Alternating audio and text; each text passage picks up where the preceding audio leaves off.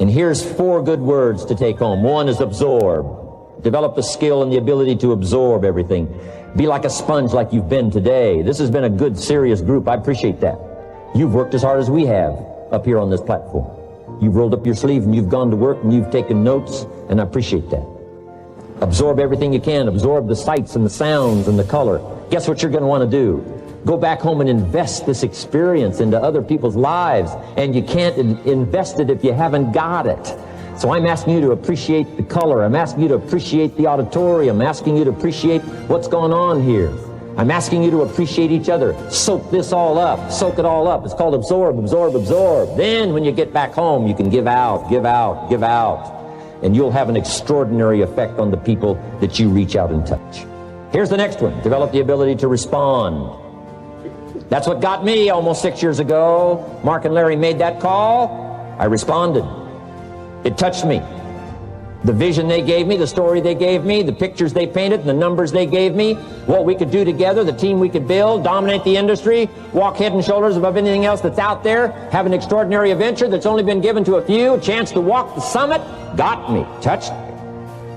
Now I'm asking you, however, not only to be touched with the summit numbers, the 400 million, I'm asking you to be touched with the smallest of people's challenges. Don't just be touched with the challenge. I'm asking you to be touched with the problem. Let people's problems get to you. Let people's problems touch your heart this year like never before. Be touched. Let life touch you. Don't let it kill you, but let it touch you. The problems that are out there, people struggling with their economy, struggling with their health, struggling with their future, I'm asking you to let that get around your heart. Let it do something to you. Don't go untouched. Don't go unmoved. When you walk out of here, open yourself up. Don't build up the walls. The same wall that keeps out disappointment keeps out happiness and opportunity. Take the walls down. Let yourself be touched by what's going on out there. Let sad things make you sad, as well as happy things make you happy. Let your heart get touched, and you'll have good hands then to take this product to the marketplace. Here's number 3. Develop the ability to reflect. Long after this session is over, I'm asking you to go back over it one more time. I'm asking you at the end of the day, go back over your day. I'm asking you at the end of the week, go back over your week. Make that week more valuable. At the end of the month, go back over your month. At the end of a conversation, go back over the conversation. How did it go and what did you do? Learn by reflecting. I call it run the tapes again of your own experiences. And you say, why do that? Here's why. To develop extraordinary ability to gather up the past and invest it in the future. What a next year you could have if you pay more attention this year, soak it up, gather it up, and reflect at certain times what's going on and what's happening. And this year will take a more powerful place in your experience. And then when you get ready to deliver in 1993, people will not believe the words you've chosen. They will not believe the heart and soul that you've mixed with words. They won't believe the power you've got. A few simple things here under getting better. Then here's the last one, and that's to share. We've got this extraordinary opportunity now. Let us not keep it. Let us share it. Let us reach out with a long reach, a strong reach, an unprecedented reach. Let us reach out and touch people not just with our opportunity. Let's touch people with our lives. Let's touch people with our experiences. Let's touch people with our heart and soul. Let's don't just touch people with a marketing plan and a distributor kit. Let's touch people with their health, yes. With an opportunity, yes. But here's a commitment I'd like to have you make to me. Let's help people with their lives, not just their health. Let's help people with their lives, not just their income. Let it be said, if they were around us 1 week, 1 month, or a lifetime, that when they got around us, not only did we talk about money, not only did we talk about product, we talked about life. We talked about getting better. We talked about becoming all that you can become. We talked about picking up a challenge. We talked about not settling for less than you can possibly be. Let's do that. Let's develop those abilities. Now, some decisions are incidental and some are small and some, are part of a working day. But sometimes decision-making can be one of the most important days of your life. Maybe a decision you've postponed, and now you understand the penalty of postponing that decision. You've got to do something, and finally you come to the conclusion, today is the day. I now decide.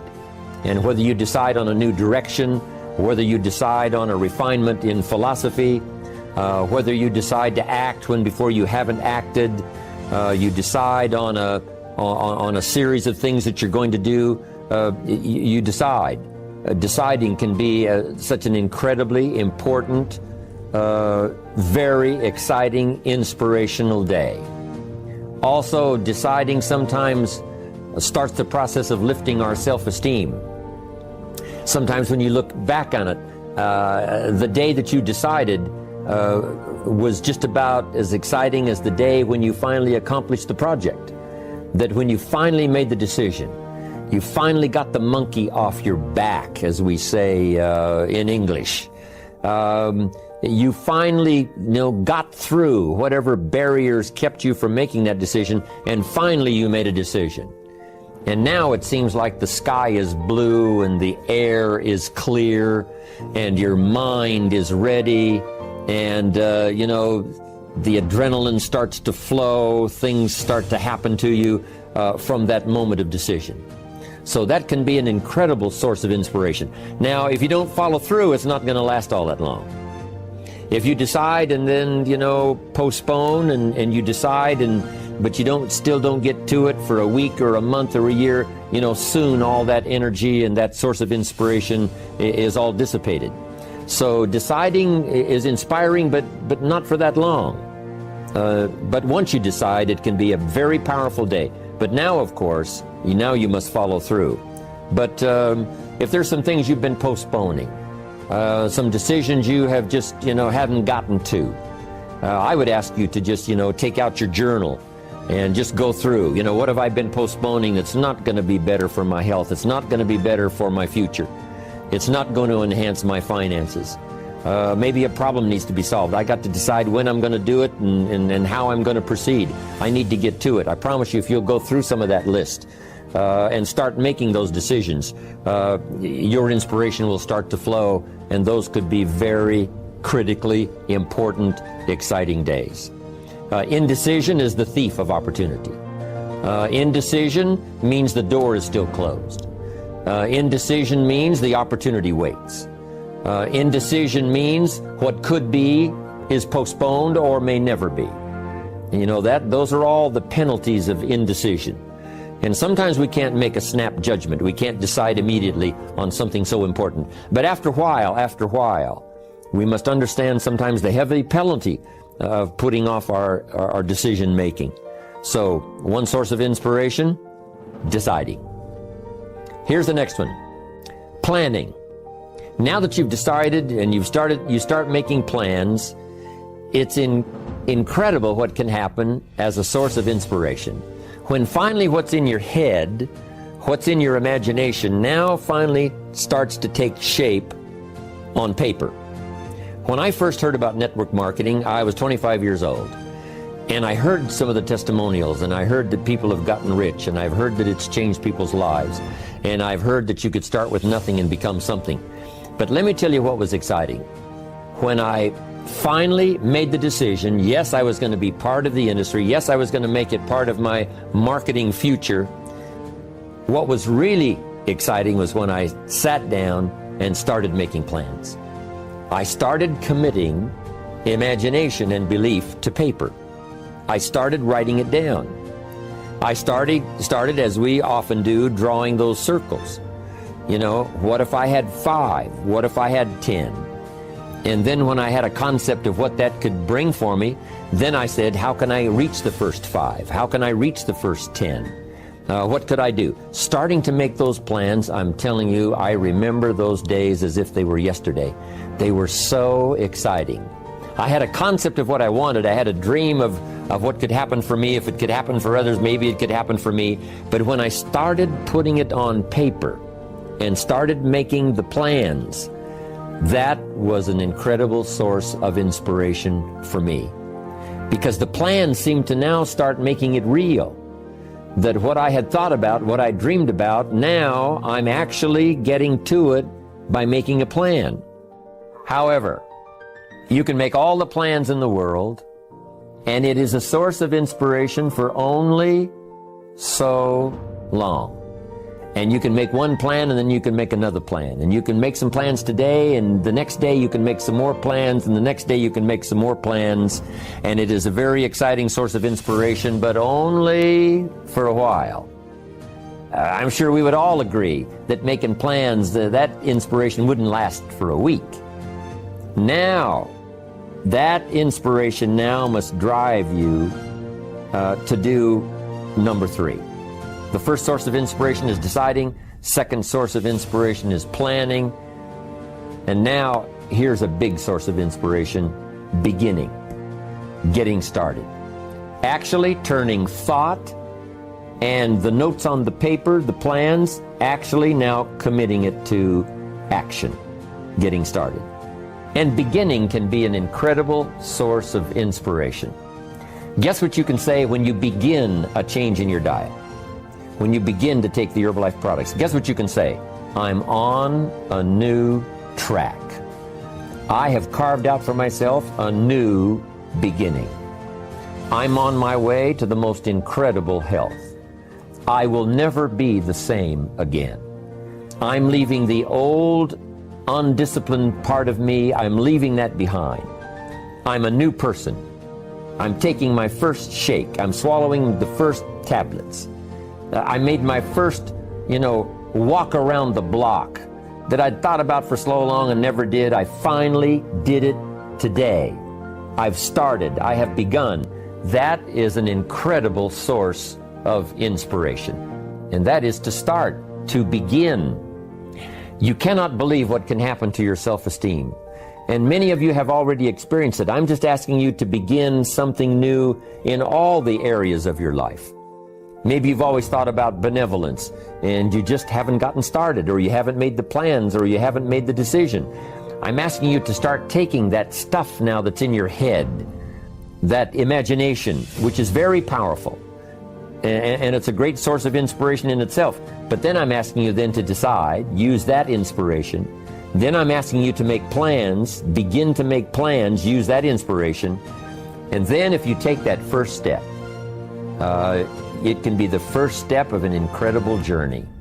And when Mark had his first meeting, when Mark recruited his first distributor, when Mark got his first customer, his grandmother using the product, when Mark got that first few yeses from people, and he started the process, as simple as it was, from the trunk of his car, as crude as the literature was in the beginning, it was a start. And so beginning can be an incredible source of inspiration. And beginning can be many things. Beginning a new commitment to learning. You say, I'm going to have a library second to none, and I bought the first book of my new library today. I'm going to be surrounded by information and inspiration. The cassette tapes and the videos and the books. I'm going to have a library second to none. I've thought about it. Wouldn't it be wonderful? And, I've started making plans. I've provided some space in my room for my expanded library. But here's what's exciting. I got the first book today. I've gotten started. This is just the first of many, many books. This is the first of a whole flow of information for me. This is the first time. You want to learn a new skill and you sign up for a class. Let's say you want to learn accounting or something, and you sign up for the class and you take the first class. You get started. You'd thought about it. You made some plans for it. You made some time for it. But there's nothing like sitting there in the class with the pen in your hand and the pad ready to take notes. Here I am. I'm starting on a new journey of learning. I think first of all, to get more, we need to just be thankful for what we already have, especially living in this unbelievable country. In America, we call somebody poor that makes $10,000 a year. I'm sure the rest of the world would find that hard to imagine. Say, why would you call somebody poor that makes $10,000? I don't know. We're such a rich, fabulous country. It's unbelievable. In Bangladesh, the average income is $95 a year. So I'm sure they would find it strange that people would attend lectures on how to do better when probably we're doing better than almost anybody else in the world. I gave a lecture one weekend at our ranch in Clear Lake, California. Nice group of people. I get there a little bit before the Friday evening session, and I can't believe the parking area. Eldorados and Continentals and Mercedes and Ferraris and one Rolls Royce. Unbelievable. And I walk in, and here's this good-looking crowd. And my opening remarks were, ladies and gentlemen, I think the rest of the world would find it strange that we have all come here this weekend to try to figure out how to do better. Surely the rest of the world would say, I don't understand. The man in his Rolls Royce saying, I got to get to the seminar. Find out how to get another one of these. Incredible. But here we are, right? Probably doing well. But let's be thankful for where we are, because that's how good ideas start to flow. Thanksgiving for what you've already got. Here's what blocks the flow of all good information: cynicism. It's not that difficult to be a practiced cynic. Feeling cynical about circumstances, cynical about place, cynical about opportunities, cynical about people.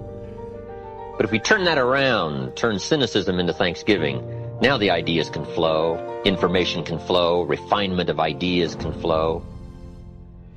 So that's number one, be thankful. Here's number two, attitude. Attitude's how you feel. First of all, we're affected by what we know. Second, we're affected by how we feel about what we know. The emotional part now. This is a major part of the 5 pieces. How I feel. Now, there's a lot of different ways to feel. Here's one. If this is all they pay, I'm not coming early and I'm not staying late on the job. Right? We call that one way to feel. Isn't that a selection process? If this is all they pay, I'm not coming early and I'm not staying late. We call that your choice of attitude. Now, do you think that attitude, if you kept it for the next 5 years, would greatly affect your fortunes? The answer is, of course. You cannot escape the accumulated effect of the selection of your attitude. You can't escape it. So one of the major things to check is, how do I feel? And am I on track or off track with my attitude? Now, attitude's not that easy to fix. It's not that easy to get information. It's hard to look up attitude in the yellow pages. If you could put your car in the shop and go next door and get your attitude tuned, wouldn't that be nice, right? But where do you go? How do we engage in the kind of philosophical thinking that will refine our attitude to give us a chance for future fortune rather than what will be missing in the future? So this is big, attitude. Here's another attitude. No matter what they pay, I always come early and I always stay late to invest in my own future. We call that another attitude about the same job. Now, why would one person have one attitude, another person have another attitude? We call that mysteries of the mind. Right? I don't know. Everybody has to choose for themselves. Everybody has to decide by education. Now, if you didn't know what the consequences were going to be, it could be very easy to choose the wrong attitude and not discipline yourself to the right attitude. So a big portion of our life is affected by how we feel. Let me give you just a quick list about the feelings that affect our lives. Number one, it's how you feel about the past. Boy, it's easy to carry the past as a burden instead of as a school. It's easy to let the past overwhelm you instead of let the past instruct you. How to feel about the past hurts and the past losses and the past difficulties and the times you failed and the times it didn't work, the accumulation of all of that. How you feel about that is going to greatly affect your future in your life. One of the major things that affects your life is how you feel about the future. Our life is affected by 2 major things. One is price and the other is promise. And it's not that easy to pay the price if you can't see the promise. I think kids are having problems these days trying to pay the price because they can't see the promise. But all of us wouldn't mind paying the price if we could have a clear view of tomorrow, next week, next month, next year. If we had the high assurance with great probability of how it's going to work out, do you think we would hesitate to pay? The answer is no. But everybody hesitates to pay if the future isn't clear. So to help the kids these days, we got to do 2 things. Help them to see the promise and help them pay the price. But we can pay if we can see. My karate instructor said, Mr. Rohn, you cannot believe the incredible feeling of walking down any city street unafraid. I said, let's get on with the classes. Right. Hey, I will sweat. I will put myself through the paces, right? What would we do for an extraordinary promise? Answer, the most unbelievable things. Would you crack the books? Would you burn the midnight oil? Would you engage in the extra thoughts and the extra disciplines if the promise was adequate? And the answer is, of course. But who wants to read? Who wants to burn the midnight oil? Who wants to put themselves through the paces if the promise isn't clear? Important, price and promise. Here's number 3. It's how you feel about each other. It's so important.